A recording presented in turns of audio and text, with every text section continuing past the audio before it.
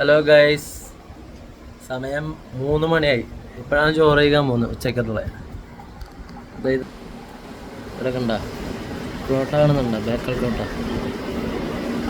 ബേക്കൽ കോട്ടേൻ്റെ എൻഡിൽ നിന്നിട്ട് ചൂണ്ടയിടുന്നുണ്ടോ? മീൻ പിടിക്കുന്ന കാണുന്നുണ്ടോ?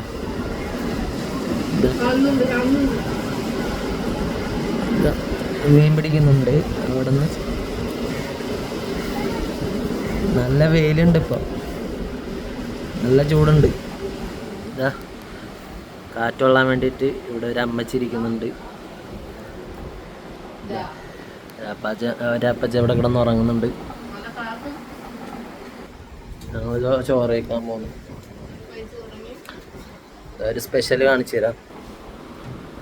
സോയാബീൻ്റെ ബീഫ് പോലത്തെ സോയാബീനാണ്. ബീഫ് അതുപോലെ ഉണ്ടാക്കിയതാ. അടുത്ത വീഡിയോയിൽ ഇതാ ബീഫ് ഉണ്ടാക്കി. ഓക്കെ.